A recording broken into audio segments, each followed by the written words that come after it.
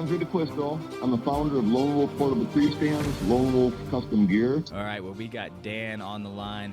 And I started thinking, I probably shouldn't have shared those pictures. All right, guys, we got Don Higgins on. Anything that's got to do with chasing big deer, I've got my hands in it somehow. So. Well, my name's John Eberhardt. The first one that comes to mind was early in my career. I'm Scott Buckley from Iowa. I had jumped him in the summer, too. He jumped up in that swamp grass down in the bottom lake. And, that's what I'm doing. I'm chasing it. There ain't nothing stopping me. Justin Hollinsworth. I'm with Whitetail Addictions and Lone Wolf Custom Gear. So what are we talking about tonight? We're talking about the one that got away. They talked about a deer that you didn't get it done on for some reason. So go ahead and get into the story of the one that got away. Welcome to the Whitetail Legacy Podcast, coming at you with episode 2 of the One That Got Away series, and we're talking with Scott Buckley this week, guys. He's hunting an absolute legendary drop time buck. Got other people hunting it with him, hunting publics out there trying to get it done on this deer too, and he's just out there doing the best he can and ends up, letting it get away, and he talks at the end of what he would do different. Pretty cool. Hearing that, and he's a hell of a whitetail hunter, hunting Iowa public and traveling around, getting it done on multiple different pieces and states. So you guys are really going to enjoy this episode. Let's get into the people that make this possible. We'll get into the show. Let's start off with Last Breath TV. Yeah, guys, we're obviously out here hunting, trying to get it done. And one thing that we're trying to do each time we go out and hunt is update you guys about our set that we're going to go put in, whether it be on public or private. We're going to try to update you guys through the Last Breath stories and also our stories on Instagram and maybe TikTok if you're on TikTok. So check out them and be sure to give all of them a follow. All right, you got Exodus. Yeah, the October checklist for your trail cameras are given here by Chad from Exodus, and they are to be shifting some cameras around here to the food sources that are going to be coming. Your hard mass are going to be your your white acorns and your red acorns, and then don't forget about that soft mass, your pear trees and your apple trees, and then also, if you are able to do it, don't forget, you probably already have the cameras there, but also on your bait piles and on your food plots. All right, I'm going to hit you with Underwarmer this week. This product's not only great for hunting, but it's also great for football games, sledding with the kids, going ice fishing, camping. I was thinking it'd be a great gift for your wife to keep her warm if you got a sledding trip planned with your kids, or maybe you could say, hey, I bought you these, and then if she don't use them, you can just use them for hunting. I got you some stocking stuffers, babe, right? And then this is so you can stay warm, but yeah, I could see it for imagine going to like a NFL football game and you had that sucker on. You'd be like, hell yeah, I'm good for 12 hours. I'm solid. I can tailgate and make it to the game and be warm as hell. So, but you can find out more about them at underwarmer.com. All right, guys, next level, we're getting ready to shift it to the fall and winter feed pellets. One thing about this product is it does contain a little less protein than the spring and summer formula, but it still has the ideal amount for adult deer.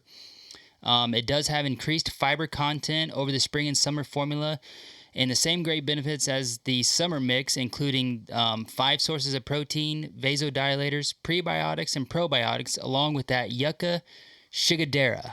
And I think I nailed that. So be sure to get your order in there at nextleveldeer.com. Nice. All right, I got Right On Optics. I want to talk about their unlimited lifetime warranty. We've mentioned it a couple times, but I just want to read what they promise with this warranty. I think it's pretty incredible. So, with service at the core of everything we do at Right On, we provide the best warranty on all of our products. Our unlimited lifetime warranty requires no proof of purchase or registration. If you have an issue with your optic, you send it back to us with the warranty claim form you fill out on their website, and we replace it with a brand new product. You will not receive any repair or refurbished product from Right On. We also committed to sending out the replacement product within 48 business hours. So you can find out more about rightonoptics.com. But, if you drop your binos and you can have that in 48 business hours replaced, that's pretty incredible from when you fill out that form. I mean, you can get back in the game, or you got to, you're out hunting with a scope, and this is kind of like your go-to scope, and it's messing up, and you're doing that final check before season. You can have something in 48 business hours. So pretty badass, warranty, and they're not sending you anything refurbished or replaced. It's just they're going to send you a brand new scope and chuck the old one. So. All right, Black Rifle Coffee. If you guys want to use the code Whitetail Legacy, get you 20% off your order and monthly packs there. So don't forget about that. And also, if you are in the need for some new camo, or the cold weather's right around the corner, if you want to get into a pirate suit, we do have a discount available for you guys. Just hit us up via social media. We can get that to you. All right, guys, enjoy the episode. All right, guys, we got a special guest on the line. We got Scott Buckley. How you doing tonight, Scott? Good. How's it going, fellas? Doing awesome talking to you, man. We had a nice conversation like a week ago, or 5 days ago or so, about whitetail. It was nice to chit-chat with you, and I've been excited to pick your brain on this topic. Yep, great. Yep, I'm Scott Buckley from Iowa. Originally come from Michigan 12 years ago, and decided to take up Iowa as my home residence, and love it here ever since I came out. So, yep. So what are we talking about tonight? We're talking about the one that got away. We kind of broke down this series for you, trying to talk to the guys out there that are just stone cold killers, and that's you, man. You're always getting it done, no matter where you go. You're hunting public. And your kids, you're teaching your kids how to get it done. So I'm really excited to talk to you. And you shared some pictures with us, and an absolute, just astonishing drop time buck. So just kind of go into the story of the drop time buck. Okay, this is I think it was in spring of 2016. At the time, I was hunting a lot of public land in Iowa. And I still do, even though since then, it was 2015, I bought good piece of property out here in Iowa too. But I still hunt a lot of my same public land pieces. If I don't have the buck I'm after on my farm, I take off to all my public pieces. And this was 2016. We were shed hunting. Me and my boy, we never shed hunted this spot. It was kind of by a main road, and there was a campground kind of next to it. And I thought, well, it looks like good bedding, winter bedding in there. Had a lot of cedars and grassy areas, and I thought, let's just give it a wing and see if we find anything in here. And I drove by it a million times, never hunted there. And we went in there right off the bat. I found a shed. I think he had 5 on one side, including a 10.5-inch drop tine, and one of the bigger sheds I've probably ever found. And I said, wow. I think I was by myself. I took it back. Yeah, because my boy, I was by myself that day. So I took it back, showed him, and we both went out the next day looking for the other side. And probably an hour or two later, we found the other side. I would say 300 yards from the other one. And that one had just as big of a rock. Instead of like a drop tine, his main beam dropped way down. And I took him to the Iowa Deer Classic. He scored, I think it was about 161, somewhere in there, if I'm not mistaken. So I figured, he was well over a 170 buck at the time. And actually he took, I think it was second place in the shed division that year for non-typical. And so immediately, we were on a mission to find out more about this deer. So I was pretty geeked. Yeah, immediately I don't know if it was probably May, June, started setting out cameras in that area. I found a shed. Just hoping, to find them and see if I could figure them out. And I think almost immediately, I would assume by June or July, I started getting pictures, a lot of pictures. And his frame had shrunk a little bit from the year before, but he got a lot more junk. He still had the drop tine, the drop beam. He had flyers off the back. I think they were 5-6 inches long. On each side he had flyers. I don't remember his total points, but he had a lot of them. I was getting pictures and video and on a consistent basis through July, August. One day in checking cameras, I jumped him out of his bed, and he was within sight of this campground that was full of people. It was the summer season. He was sitting within probably 80 yards bedded in this spot, and I know he could just watch the campers. I mean, that tells you, kind of some bucks, they're, they say you got to go deep for bucks, but this buck lived right by human presence, and he just nobody knew he was there except me. And so, yeah, I continued to get pictures, and that told me he was bedding in the same spot all summer. He'd come from there, and so I was kind of all set up, had spots marked on my Onyx maps for hanging hunts, come October 1st. And I think I went in there right away October 1st and started hunting them, and I never did see him in the early season. Every time I'd pull a camera, he was at this spot where I was going to set a blind. He just kept eluding me for the first couple weeks of October.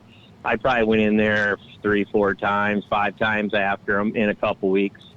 And the time I had, and I didn't want to burn it out. And I think it got to about the middle of October, and a friend of mine, Aaron Warbritton from the Hunting Public, I'd shared pictures with him earlier that summer of that buck, and he called me up and he said, "Scott, I think we seen that buck last night." Me and his film guy, he was with Midwest Whitetail then, they were doing an observation set, and they seen it coming out of a bedding area on the other side of the slough from where I was hunting them, and he wondered if he could sit in there the next night. And I said, "Well, hey, I got an early muzzleloader tag and I've been hunting them. Why don't we just go in there and hunt them together the next night?" And he said, "Sure." And so he came in from the east. They kayaked in and kind of got set up where he came out the night before out of this bedding area. And I cut across the slough. I came in from the north and kind of came in on this ridge. Kind of me and Aaron was in between them on each side of where he came out the night before. And yeah, he never came out. So we heard a lot of shooting up in there in the public land up above him. I think on the opposite road, and I don't know if he just got a little spooked. Aaron had some snorting in by him, and don't know what happened, but yeah, he never came out. So I proceeded to hunt kind of in November. My cameras just kind of went dead on them in that spot early October where I had pictures of them. They went dead in there, and I picked up a couple night pictures across the slough where Aaron had seen them, kind of by one of my stand locations. So I hunted in there a couple times, passed up a couple other nice bucks, but didn't see him. There was another huge 10-point in there. I think he had 2 splits. I figured him easily 170 plus, so I had a lot of pictures of that one too. I figured, if the drop tine one didn't come by me, I would sure take that one out. But I had jumped him in the summer too. He jumped up in that swamp grass down in the bottom, like 20 yards from me one day. I was out checking cameras, and he was a heck of a buck. But so yeah, I kind of hunted him a couple times there in November, no luck, and then I just kind of gave up on him, and I think I was hunting my property a little bit. My property was new that year, first fall hunting it. And just kind of gave up on him, and because gun seasons were coming on, and I used my early muzzleloader tag. At the time, you were allowed one gun tag for statewide tag in Iowa. But since then I have a landowner's tag too, so I can actually get 2 gun tags. But so, yeah, let me see here. So yeah, I kind of season went on, and the end of January, it was after late season. Our season closes January 10th. I think it was the following day or two, or that following weekend after all the season shut down. I got a bag of corn, and I went back in there to put it out to see if I could see if he made it through the seasons. And well, as I'm taking that bag of corn out, I seen something out in that slough, just kind of out in the grass, maybe 200 yards out. It just didn't look right out there. And just something was out of place. I kind of remind me of seeing a skeleton with a rack or something out there, because it wasn't moving. It was just watched kind of as I walked by. It just stayed right there. So I put that bag of corn down in my backpack with cameras in, and I decided, well, let's go out there and see if it's a dead deer out there. I didn't make it out there 50 yards, and up blew that buck. It was the buck it was a drop time buck that I'd been after. He was laying down out there in the slough. I kind of see his rack out there in the grass, and I'd say it was him. And, it was just I think it was a day or two after season. And he'd survived. And so, yeah, I proceeded, went back, put some corn out, put cameras on it, and checked him the following weekend, and there he was. He was all over my cameras, and proceeded every weekend I'd put out a little bit more corn, and I had him, and I had that big 10-point coming in with the splits, and they both survived. And I was kind of going to check cards every weekend, because the year before I think I found the sheds in February, so they say usually they'll drop pretty close to the same time every year, unless, an injury or, it's a really hard winter. They might lose them early. But so I was keeping a close eye on him come February. If he dropped, I was going to immediately start looking for his sheds, because I knew one other guy, I think I'd seen stands in there, might have been after him. So I thought, well, as soon as if he was coming in every day almost, as soon as I see a buck with sheds, I'm going in looking for sheds. Well, here it come. It was within, I think, 3-4 days of the year before the date I found him. I went in that following weekend, and there's a buck with no horns. And so I called my buddy Steve Noble, and I said, hey, this buck lost his horns. If you got time, let's go out and just start grid search in this area, see if we can find them. And he said, yeah, but it'd be 2-3 hours or something like that. Well, so I started looking. I wasn't an hour into the look. Here goes another little twist in this story. And I heard a 4-wheeler quad back in the public area, and you're not allowed quads back in this area. And I could tell he passed by me pretty close in the brush. I could tell he was looking for horns, just the way he was moving through there.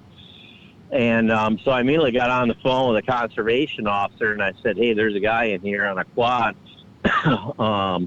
running through the public land, I assume shed hunting.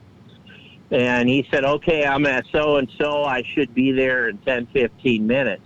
And so I'm kind of just hanging out, listening to this guy work the area, and all of a sudden I see him, or I hear him kind of working his way towards the road, and I called, I think I texted or called the CEO, and then he didn't answer. I texted him, and he said, I'm just a couple minutes away, and then I heard that quad go burning down the blacktop towards this little town. And I thought, oh, shit. So finally the CO answered, and he goes, I just pulled into the west parking lot. And I said, did you see him? He said, no, I came from the west. He just missed him. And they never caught the guy. And then afterwards, during season, I found stands back there with corn on. The guy was, I assume, the same guy trying to, that was illegal in Iowa. And, so anyway, yeah, we shed hunted that day, and my buddy Steve came. I think we shed out at 5-6 hours, and all of a sudden I found one of the sheds. And you talk about a happy camper, got that much history with them, and there's one of the sheds laying there, and we proceeded to look for the other one. We went across a slough where Aaron had seen them, and just searched that whole area. That was the only one we found. Another little twist in the story about, I think it was 2 springs later, Aaron or somebody sent me a text, and I later seen it on a Hunting Public video, that Ted was back in there, Ted and the cameraman, Ted from the Hunting Public, he was back in there turkey hunting, and they seen something. This was across the slough, like right where Aaron seen him come out of this bedding area 2 falls before.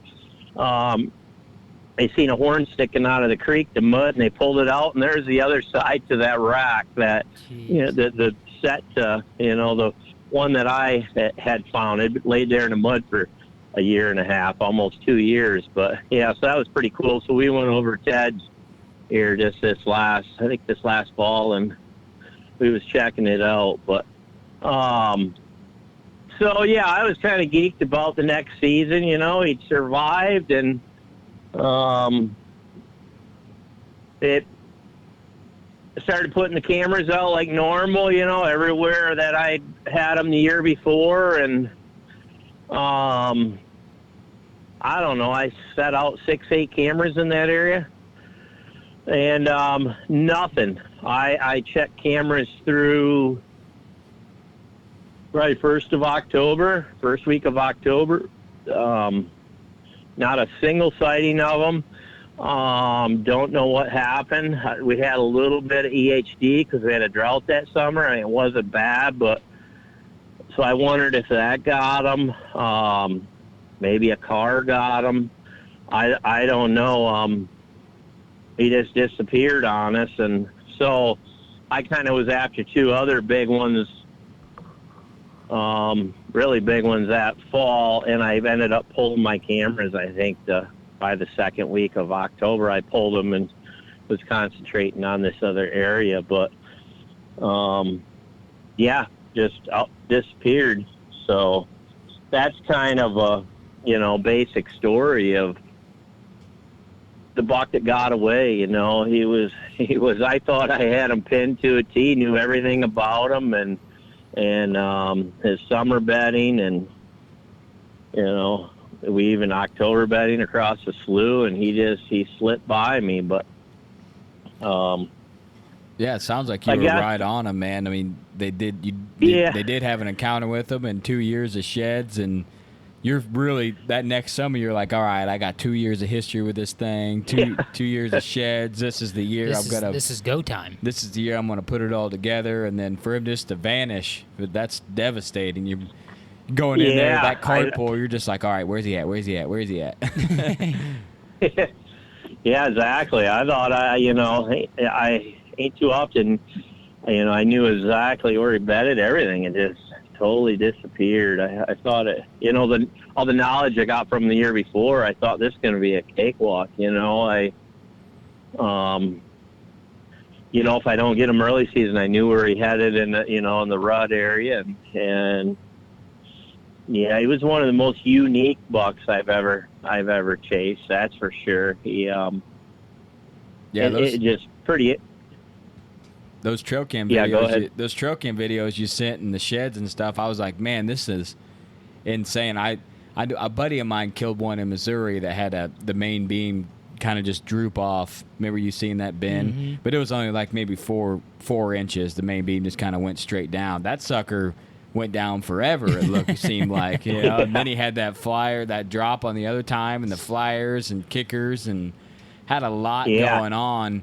and kind of like a cool, tighter frame. It was tall, tight, with a lot of character. So that's the way it was that year. He was tighter, but the year before when I found his sheds, he had a pretty good size, really big frame. I think he was a really old buck. Just by, I don't know, his body features. He just, some pictures I had, he had a big old, husky body, and most of the time he looked pretty wore down. And just the way his rack was the year before, his frame was a lot bigger, and then it kind of shrunk down. So I think he was, on the verge of going downhill.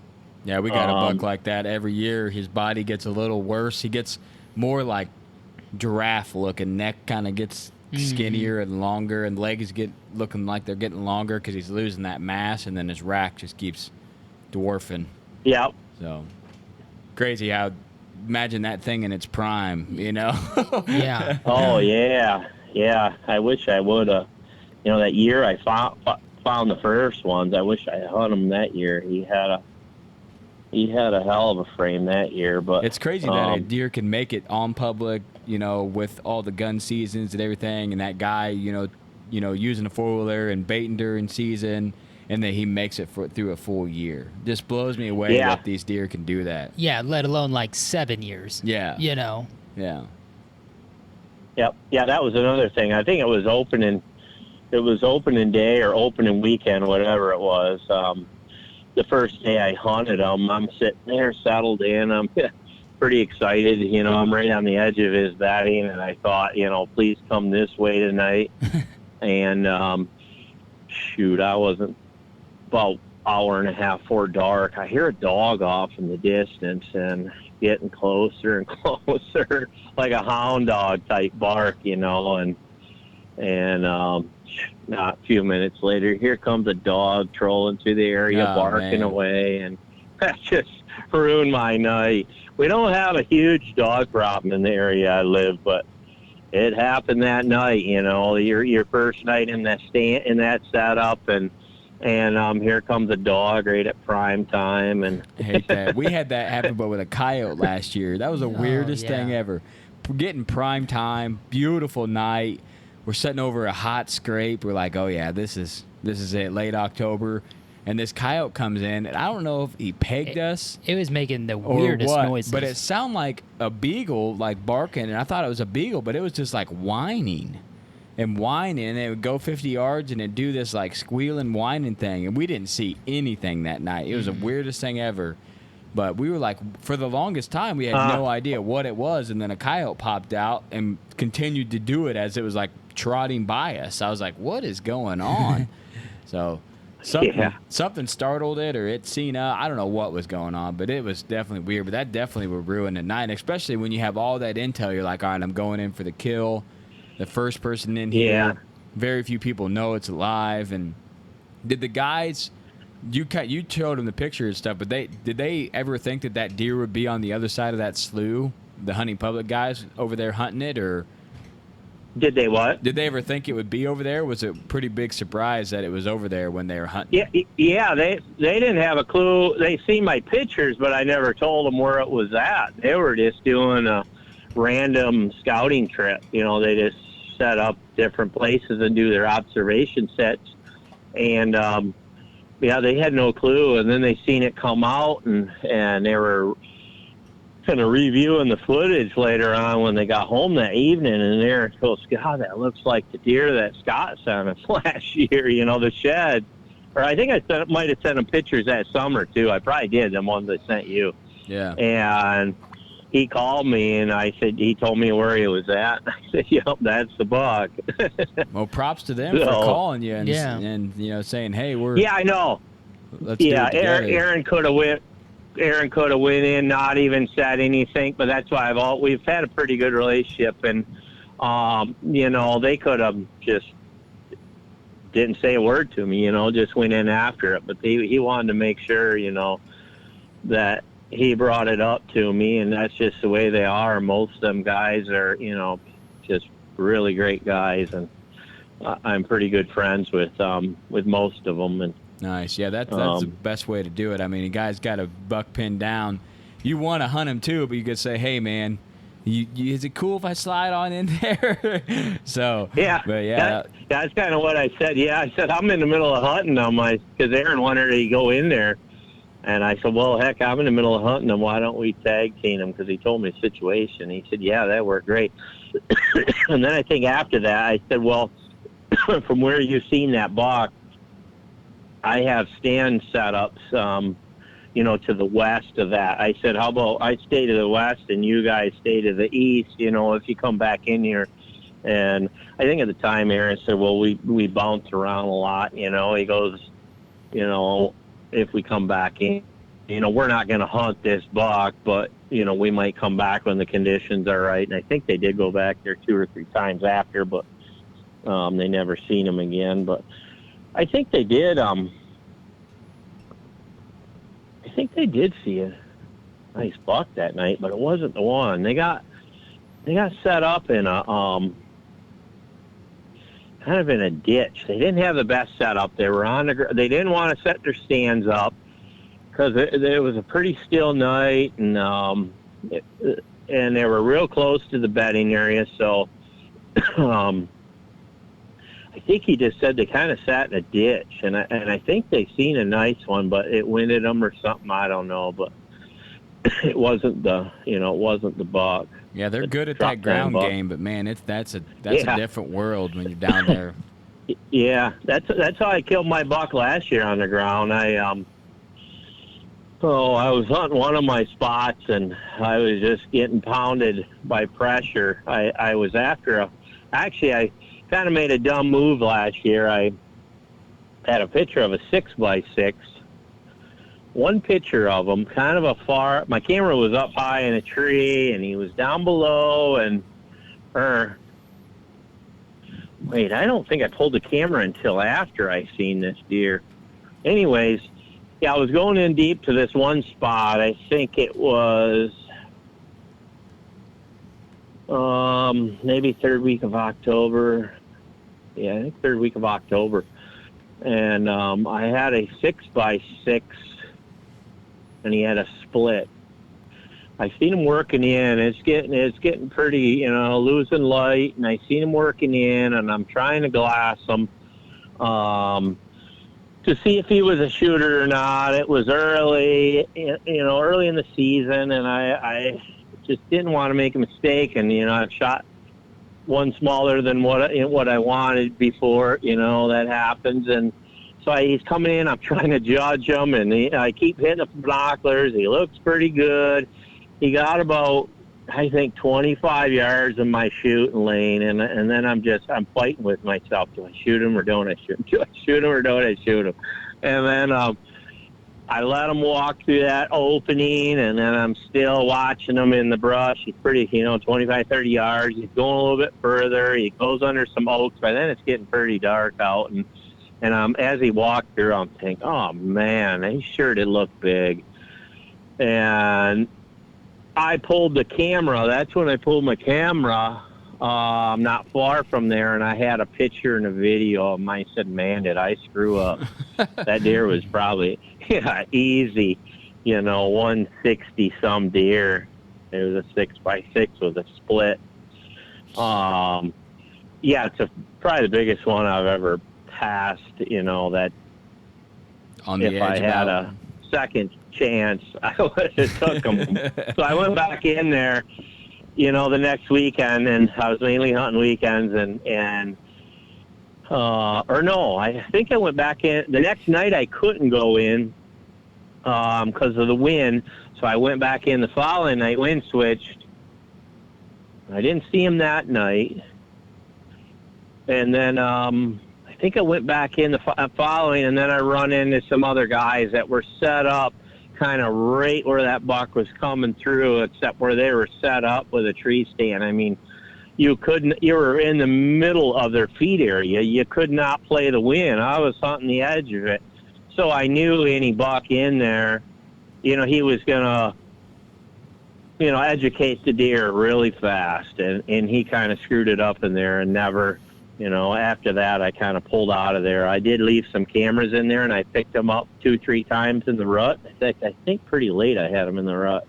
Like the end of November, he made it through all the bow seasons, and but I kind of pulled out of there and went to this other spot where I killed a double drop time buck. First year I moved to Iowa in 2009, I killed a double drop buck that scored 170 on public.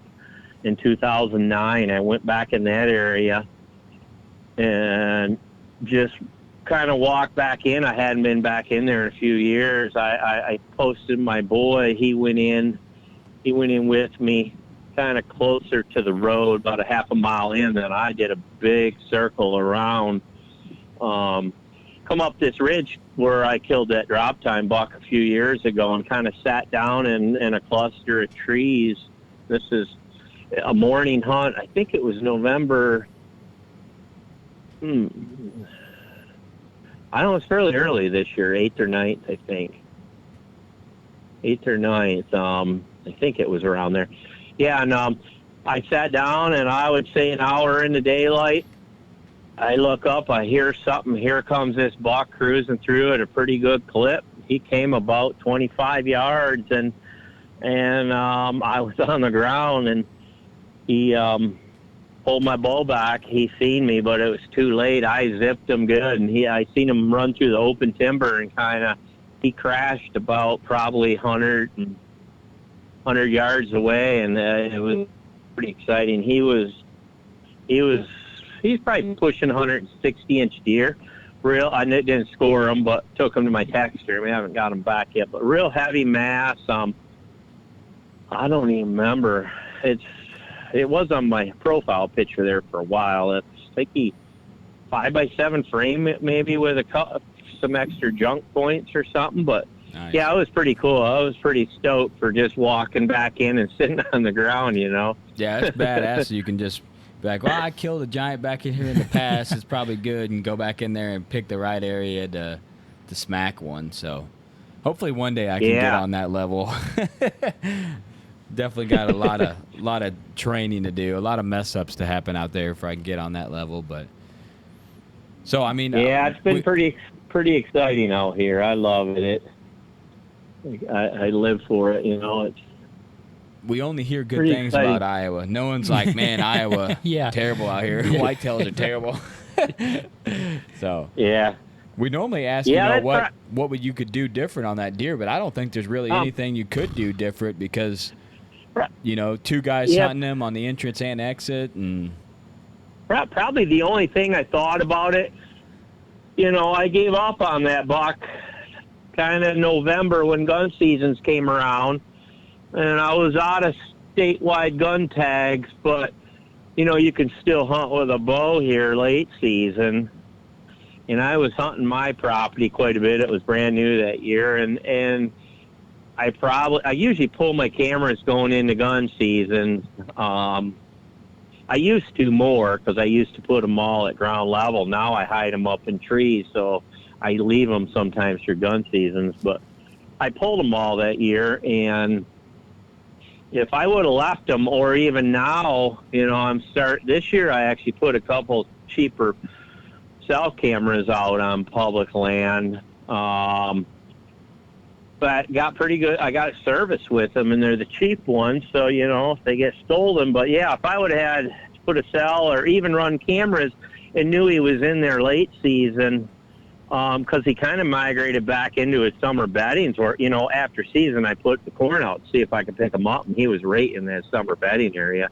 And probably what I could have, if I would have done it different, put cameras back out in late season, because our late season lasts like 3 weeks. I mean, I was surprised how quick I picked them up after season, and I immediately started getting pictures of them. I could have possibly, hunted them late season with my bow, and, he would have been back into probably a more of a normal pattern. It's hard when they ghost you like that. Yeah, probably, late muzzleload season probably wouldn't have been too much pressure where he was at. Now, gun season is there in public, but, he outsmarted all them people, and he probably that's probably the only thing I would have did different was, but I was excited to try my own property that year. Late that'd be season hard to pass, especially if you have bucks out there and it's your own property, your first year, and you're like, man, I just want to kind of try it out here. Yep. So I think I had my landowner's tag. That's what I was using on my own place, was my landowner's tag I had for late season, because I took the early season muzzleloader that year for my statewide tag. But while you were hunting this deer, is there anything that you used kind of as a tactic, even with the trail cam or hunting him, that you've used on other deer since then that's kind of connected dots, be like, oh yeah, that buck did this? I guess I kind of do the same thing. I just, I've been starting to put out some trail cams the last couple weeks on public lands. I mean, your own property is all kind of different. You got your set places, but when I'm in public land, I just start hitting well-used trails, kind of try to get down. It's pretty hilly, a lot of the areas I hunt, so normally they're not up in the hills too much. They're more down in these river bottoms and creek bottoms where it's cooler. They'll bed right along these grassy areas, a bunch of small willows growing out there. They'll bed in them, and I try to get my cameras down in some of them areas. Mineral is, you can put mineral out in Iowa. You just can't hunt anywhere near it, nowhere around it. I used to do that more. I don't do that as much anymore. Just the stuff's heavy to carry out and a pain in the butt. But it's more natural. I try to get in these bedding areas with heavy trails, and this time of year, the DNR does plant quite a bit of food plots on Iowa here in the public lands. They do a dang good job, at least in my area they do. So, if you got a food source, especially beans, I try to get back. Like the other day, I set up on a bean field on public, but I seen signs of, I seen an old mineral lick from the year or two before on the edge, and I thought, well, if anybody's out, I don't want to get cameras stolen. I'm going to go back in. So I went to follow these main trails coming into this bean field back in, probably 300 yards where a bunch of trails intersected, and I put cameras there just because, I didn't want people finding my cameras up by the edge. So still good what's using that field, but kind of get a little more seclusion on your stuff. I know this spot I'm talking about. A friend of mine called me. Well, actually, it's where I killed my buck last year. The reason I kind of went there, a good friend of mine called, or I think he texted me, and he said, he goes, I seen 180-inch typical this summer, typical 10, 180, and he knows his deer. I mean, he'd probably be right on the money. And in this area, and he said, I told so-and-so about it, but he didn't want to go down there and hunt it, and so I thought I'd tell you. I said, hell yeah, I'll go in there. And that's when I went in there, about a week or so later, and I shot that other one. But so that's kind of one reason. I set that up pretty good. In fact, I was just in there last weekend and set up a few cameras and to see if this buck survived. I didn't hear anybody getting them last year, so you get that type of deer, you'd probably definitely hear if someone got him down. Yeah, so I can't be pretty excited. I do got one cell cam up in there, but I haven't. I've been picking up. I think it's been about 10 days out. I haven't picked up anything cell cam, but I know the bucks will start migrating in that area. Probably there's a couple big bean fields, and the next month or so. So. Nice. All right, man. Yep. Well, I appreciate you telling the story of the one that got away. Definitely a heartbreaking buck to not close the chapter on, but, man, you gave it your best, and sounds like you hunted him when you could in the best opportunities, and sound like you were close on multiple occasions. Yeah. So there's not much more you can do on that. And 2 years of sheds, and for him to just ghost you, you know, you need that one more year, and you could have maybe put the pieces together. So. Yeah, I've had a few big ones like that disappear. There's some.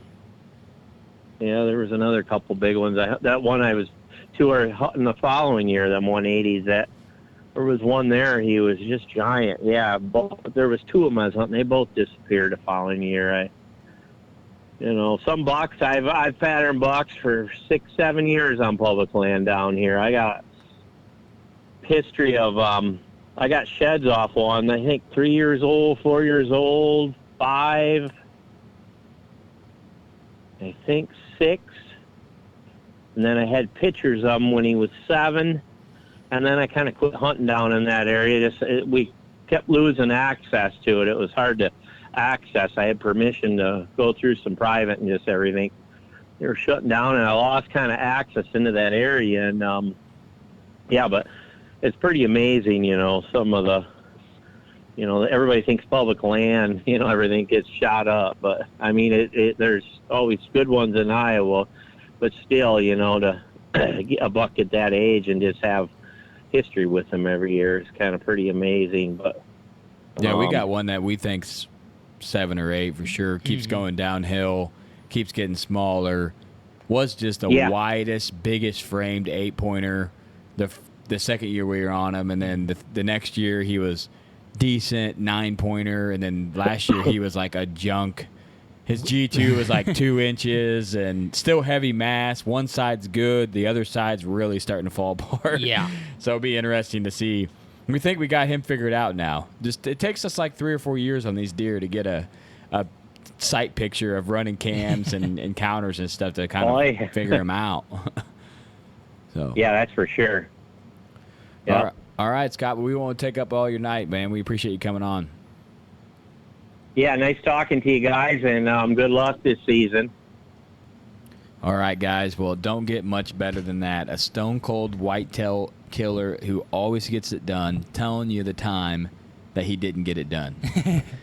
With the hunting public, those guys are always out there getting it done, hunting the same buck, encountering the deer. They're all close in the game. They're both scooping sheds.